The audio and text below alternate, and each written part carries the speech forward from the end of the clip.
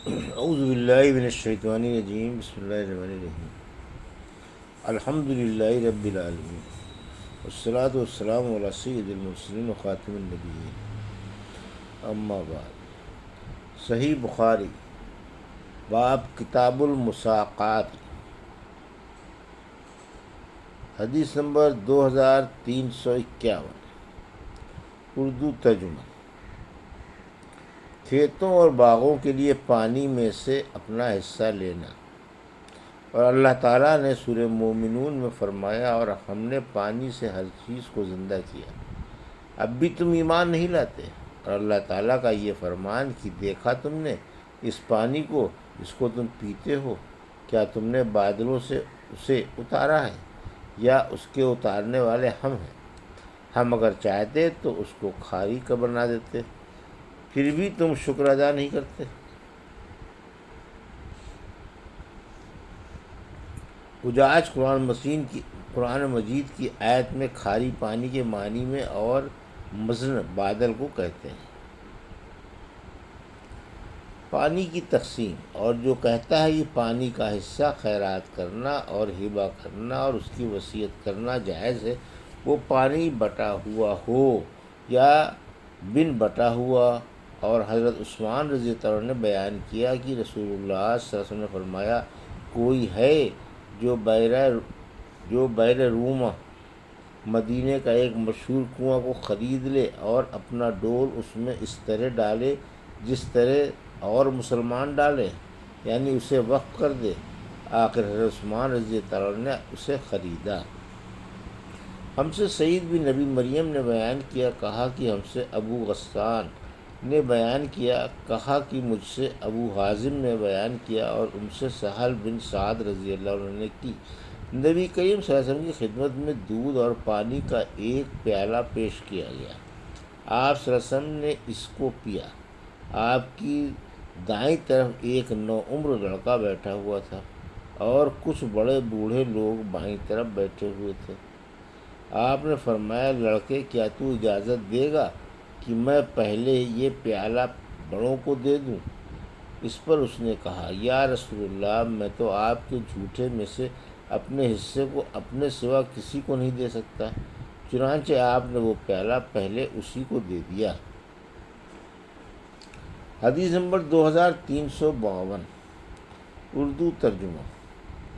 ہم سے ابو الیمان نے بیان کیا، انہوں نے کہا کہ ہم کو شعیب نے خبر دی، ان سے زہری نے بیان کیا، اور ان سے انس بن مالک رضی اللہ عنہ نے کی، رسول اللہ صلی اللہ علیہ وسلم کے لیے گھر میں پلی ہوئی ایک بکری کا دودھ دہا گیا جو انس بن مالک رضی اللہ عنہ ہی کے گھر میں پلی تھی۔ پھر اس کے دودھ میں اس کنویں کا پانی ملا کر جو انس رضی اللہ عنہ کے گھر میں تھا، آن صلی اللہ علیہ وسلم کی خدمت میں اس کا پیالہ پیش کیا گیا۔ آپ نے اسے پیا۔ جب اپنے منہ سے پیالہ آپ نے جدا کیا تو بائیں طرف ابو بکر رضی اللہ عنہ تھے اور دائیں طرف ایک دیہاتی تھا۔ عمر رضی اللہ عنہ ڈرے کہ آپ یہ پیالہ دیہاتی کو نہ دے دیں، اس لیے انہوں نے عرض کیا، یا رسول اللہ، ابو بکر رضی اللہ عنہ کو دے دیجئے۔ آپ نے پیالہ اسی دیہاتی کو دیا جو آپ کے دائیں طرف تھا، اور فرمایا کہ دائیں طرف والا زیادہ حقدار ہے، پھر وہ جو اس کی دائنی طرف ہو۔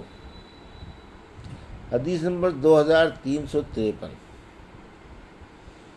اس کے بارے میں جس نے کہا کہ پانی کا مالک پانی کا زیادہ حقدار ہے، یہاں تک کہ وہ اپنا کھیت، باغات وغیرہ سیراب کر لے، کیونکہ نبی کریم صلی اللہ علیہ وسلم نے فرمایا ہے کہ ضرورت سے زیادہ جو پانی ہو اس سے کسی کو نہ روکا جائے۔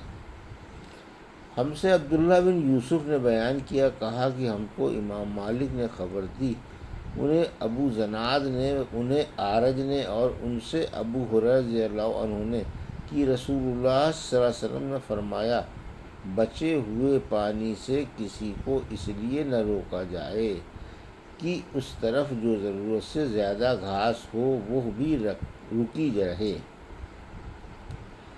حدیث نمبر 2354، ہم سے یحییٰ بن بکیر نے بیان کیا، کہا کہ ہم سے لیث نے بیان کیا، ان سے عقیل نے، ان سے ابن شہاب نے، ان سے ابن مسیب اور ابو سلمہ نے اور ان سے ابو ہریرہ رضی اللہ عنہ نے بیان کیا کہ رسول اللہ صلی اللہ علیہ وسلم نے فرمایا، فالتو پانی سے کسی کو اس غرض سے نہ روکو کہ جو گھاس ضرورت سے زیادہ ہو اسے بھی روک لو۔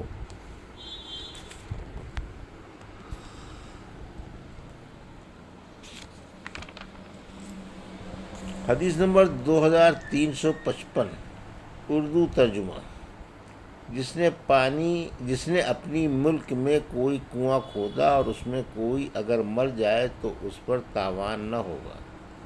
ہم سے محمود بن غیلان نے بیان کیا، کہا کہ ہم کو عبید اللہ بن موسیٰ نے خبر دی، انہیں اسرائیل نے، انہیں ابو حسین نے، انہیں ابو صالح نے اور ان سے ابو ہریرہ رضی اللہ عنہ نے بیان کیا کہ رسول اللہ صلی اللہ علیہ وسلم نے فرمایا، کان میں مرنے والے کا تاوان نہیں ہے، کان میں مرنے والے کا تاوان نہیں، کنویں میں گر کر مر جانے والے کا تاوان نہیں ہے، اور کسی کا جانور اگر کسی آدمی کو مار دے تو اس کا تاوان نہیں ہے، کڑھے ہوئے مال میں سے 5واں حصہ دینا ہوگا۔